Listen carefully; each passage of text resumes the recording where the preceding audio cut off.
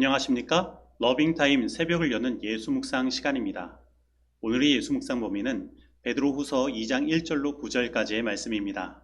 오늘도 이 말씀 속에서 하루를 살아가는 데 필요한 영적인 힘을 얻게 되기를 간절히 소원합니다. 먼저 본문 말씀을 읽도록 하겠습니다. 그러나 백성 가운데 또한 거짓 선지자들이 일어났었나니 이와 같이 너희 중에도 거짓 선생들이 있으리라. 그들은 멸망하게 할 이단을 가만히 끌어들여 자기들을 사신 주를 부인하고 임박할 멸망을 스스로 취하는 자들이라.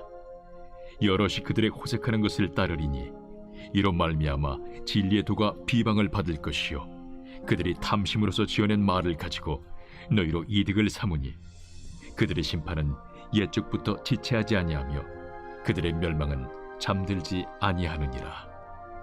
하나님이 범죄한 천사들을 용서하지 아니하시고 지옥에 던져 어두운 구덩이에 두어 심판 때까지 지키게 하셨으며 옛 세상을 용서하지 아니하시고 오직 의를 전파하는 노아와 그 7 식구를 보존하시고 경건하지 아니한 자들의 세상에 홍수를 내리셨으며 소돔과 고모라 성을 멸망하기로 정하여 재가 되게 하사 후세에 경건하지 아니할 자들에게 분을 삼으셨으며 무법한 자들의 음란한 행실로 말미암아 고통당하는 의로운 롯을 건지셨으니 이는 이 의인이 그들 중에 거하여 날마다 저 불법한 행실을 보고 들으므로 그 의로운 심령이 상함이라. 주께서 경건한 자는 시험에서 건지실 줄 아시고 불의한 자는 형벌 아래에 두어 심판날까지 지키시며. 말씀 줄거리입니다.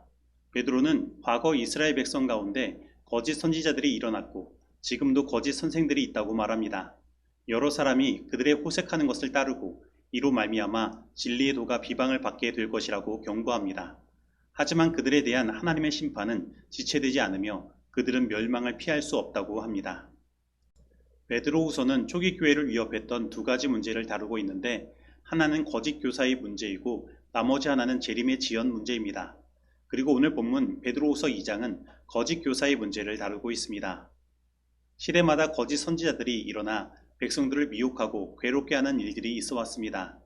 그리고 베드로는 지금 현 시대에 돌아가는 상황을 바라보고 앞으로도 바로 그러한 거짓 선생들이 일어날 것을 이야기합니다.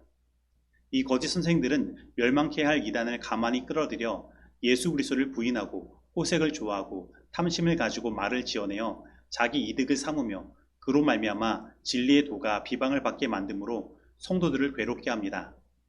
그렇다면 이 거짓 선생들은 누구를 말하는 것일까요?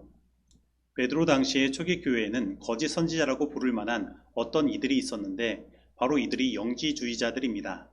사실 영지주의가 기록상으로 확연하게 드러난 때는 2세기 중반부터이지만 초대교회 당시 이미 원시 영지주의의 흔적들이 나타나고 있었던 것입니다. 그리고 이 영지주의는 영육 이원론을 근본으로 여러 사람이 주장하는 학설들이 혼합된 형태를 가지고 있었으며 가장 강력하게 교회를 괴롭힌 이단으로서 신약 성경에 여러 번 경고가 나오고 있는 것입니다. 그리고 베드로가 베드로 후서에서 이야기한 거짓 선지자들과 선생들도 그 책망받는 내용을 살펴보면 바로 이 영지주의자들의 일종으로 볼 수밖에 없는 것입니다.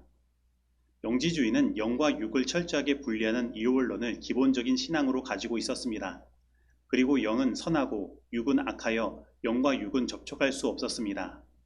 그러므로 물질을 창조한 구약의 하나님은 그들에 따르면 최하위의 열등한 신이며 하나님이 인간이 되셨다는 성육신의 신비는 그들이 받아들일 수 없는 교리였던 것입니다. 그런데 이런 그들의 영육 이원론은 극단적인 두 가지 윤리적인 형태로 발전하였습니다. 그 중 하나는 쾌락주의인데 이것은 육체는 아무것도 아니며 영은 육에서 자유롭기 때문에 육체가 무슨 일을 해도 영은 영향을 받지 않는다는 생각을 가지고 있었습니다. 그래서 이것은 위험한 향락주의와 타락에 빠질 위험이 있었습니다. 그래서 오늘 본문에서 이단들의 호색과 탐심을 꾸짖는 것은 이런 사람들을 말하는 것입니다. 그런데 반면 영지주의의 또 다른 극단적인 형태는 금욕주의입니다. 이것은 악한 육에서 벗어나기 위한 한 방법으로 그들은 금욕과 고행으로 육체를 학대하고 무시한 것입니다. 그래서 이러한 일을 따르는 사람들은 자기 스스로를 괴롭게 하는 일들로 날로 육체적으로 피폐해진 것입니다. 그리고 이러한 영지주의는 오늘날까지 이르러와 사람들을 여러 형태로 미혹하고 있는데 그중 대표적인 형태가 자신들만 갖고 있는 어떤 영적 비밀을 깨달아야 구원을 받는다고 사람들을 유혹하는 것입니다. 그리고 이러한 가르침을 주는 대표적인 집단이 신천지입니다. 이들은 교주 이만희가 자칭 보혜사이기 때문에 성경의 비밀스러운 영적 지식을 알려주고 풀어줄 수 있다고 가르칩니다. 그리고 이들은 성경의 비유와 계시록에 감추어진 비밀스러운 지식을 아는 사람만이 구원을 받는다고 말하며 사람들을 미혹하는 것입니다. 그런데 이러한 형태는 단순히 이러한 이단적인 가르침을 주는 한 교단을 통하여만 들어오는 것이 아닙니다. 오늘날 예수 그리스도를 온전히 믿지 못하는 믿음 없는 신자들을 통해 가만히 이 교회 안에 여전히 두 가지 모습으로 등장하는 것입니다. 바로 향락주의와 금욕주의의 한 모습을 통해서 말입니다.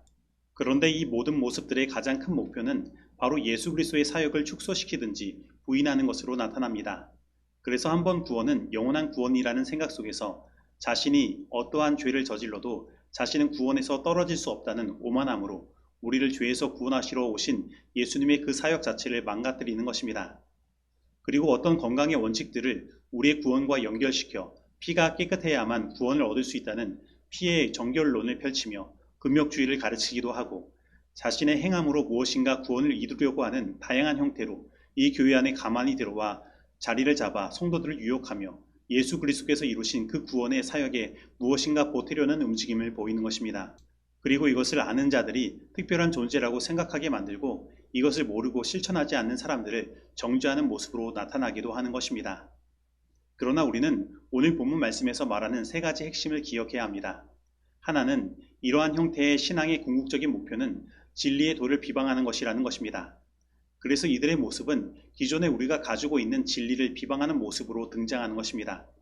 그들이 가진 어떤 교리의 형태로 그것을 비방하든지 그들의 품성의 망가짐과 타락으로 말미암아 하나님의 진리를 욕보이든지 말입니다.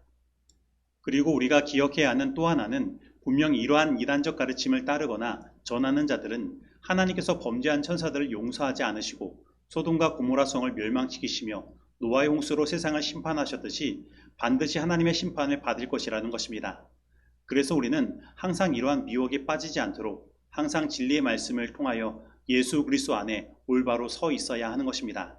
그래서 베드로는 어제 말씀에서 우리가 이미 다 아는 진리라 할지라도 그것으로 반복적으로 일깨움을 받아야 한다고 말씀하고 있는 것입니다. 그리고 마지막으로 우리가 기억해야 할 것은 이러한 이단적 가르침을 통해 망가진 세상으로부터 그리고 괴로움으로부터 하나님의 의에 올바로 서 있는 사람들을 하나님께서는 반드시 구원해 내신다는 것입니다. 하나님께서는 하나님의 의를 전파하는 노아와 그 7 식구를 보존하셨습니다. 그리고 소돔과 고모라에서 그들의 음란한 행실로 인하여 고통당하는 의로운 롯을 건지셨습니다. 그렇다면 여기에서 말하는 그 하나님의 의는 무엇이며 어떻게 롯은 의로운 사람으로 서 있을 수 있었습니까? 이것을 한마디로 말하면 하나님의 은혜라고 말할 수 있습니다. 이들은 모두 하나님의 은혜로 말미암아 의롭게 되었고 구원을 얻은 것입니다. 노아는 하나님의 은혜를 힘입어 노아 홍수로부터 구원을 얻었으며 아브라함의 조카 롯도 하나님의 은혜로 말미암아 그 멸망하는 소돔과 고모라에서 구원을 얻게 된 것입니다. 그러므로 오늘 우리들도 이러한 모든 거짓 가르침이 존재하는 세상에서 그리고 이 범죄하고 멸망해 가는 세상에서 구원을 얻을 수 있는 길은 하나님의 은혜를 구하는 것밖에 없음을 기억해야 하는 것입니다. 그리고 그 하나님의 은혜가 우리에게 내려오는 유일한 통로는 예수 그리스도라는 사실을 우리는 항상 기억해야 하는 것입니다. 그래서 우리가 가진 진리는 항상 예수님이 되어야 합니다. 그리고 우리는 이 예수님을 더 깊이 알아야 합니다. 그리고 우리가 가진 모든 말씀 속에서 우리는 예수 그리스도를 바라보고 묵상해야 하는 것입니다. 그러면 우리는 분명 예수님께서 우리에게 베푸신 그 은혜와 사랑에 붙잡히게 되고 그 사랑이 너무 좋아서 그것을 계속 쫓아가는 삶을 살다 보면 성령의 역사심을 통해 우리도 예수 그리스도를 닮게 되고 결국에는 예수님의 재림의 날을 맞이하는 삶을 살게 되는 것입니다. 내가 이미 얻었다 함도 아니요 온전히 이루었다 함도 아니라 오직 내가 그리스도 예수께 잡힌 바 된 그것을 잡으려고 달려가노라. 빌립보서 3장 12절 말씀입니다. 에녹은 또 그리스도께서 두 번째 나타나실 그때의 세상에 타락한 상태를 보았는데 사람들이 자만하고 참남하며 이기적이고 하나님의 율법을 거역하며 오직 한 분이신 여호와 하나님과 우리 주 예수 그리스도를 부인하고 그의 보혈을 무시하며 그의 속죄를 경시할 것이었다. 에녹은 악인들이 주님에게서 분리되어 불에 소멸되는 동안 의인들이 영광과 존귀로 관시움을 받는 것을 보았다. 여호와께서는 타락한 아담의 자손인 에녹을 승천시키심으로써 가장 중대한 교훈을 가르치셨다. 그것은 믿음으로 약속된 희생제물 되신 분을 의지하고 충실히 그분의 계명을 순종하는 모든 사람들은 상급을 받게 될 것이라는 것이었다. 살아남는 이들 59페이지의 말씀입니다. 적용하도록 하겠습니다. 오늘 나는 가만히 몰래 이 교회 안에 들어온 이단적 가르침에 미혹되어 있지는 않습니까? 오늘 나는 스스로 멸망을 자초하는 거짓 가르침에 미혹되지 않기 위해 더더욱 예수 그리스도를 의지하고 바라보는 삶을 살기로 결심합니까? 오늘 나는 예수 그리스도를 통한 하나님의 은혜를 바라는 자들을 반드시 하나님께서 구원하신다는 사실을 믿고 살아가고 있습니까? 오늘 이 말씀 속에서 내가 실천해야 할 것은 무엇입니까? 기도하시겠습니다. 하나님 아버지, 오늘 우리들에게 스스로 멸망을 자초하는 이 세상에 일어나는 거짓 가르침들이 있음을 알려주시고 그 위험으로부터 보호하여 주시기 위하여 예수 그리스도를 온전히 의지하는 믿음을 우리들에게 선물로 주시니 감사드립니다. 하나님, 오늘날 이 교회 안에도 마치 이 사실을 자신만이 깨달은 비밀스러운 진리인 것처럼 말하며 사람들에게 몰래 다가와 미혹하는 일들이 있습니다. 어떤 이들은 우리의 피가 정결해야만 구원을 얻을 수 있다고 가르치며 이 건강 원리가 마치 구원으로 가는 길이라고 가르치기도 하며 어떤 이들은 한 번 구원은 영원한 구원이라고 말하며 이제 우리가 육체 가운데서 어떠한 죄를 범하더라도 우리는 구원을 얻을 수 있다고 말하기도 합니다. 하나님, 그리고 이외에도 수많은 가르침들이 우리 가운데 암암리에 들어와 성도들을 미혹하고 있습니다.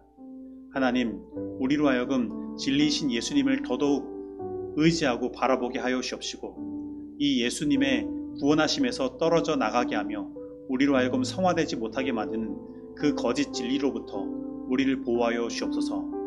그리고 오직 하나님의 은혜를 구하오니 우리를 보호하시고 구원하여 주옵소서. 예수님의 이름으로 기도드립니다. 아멘.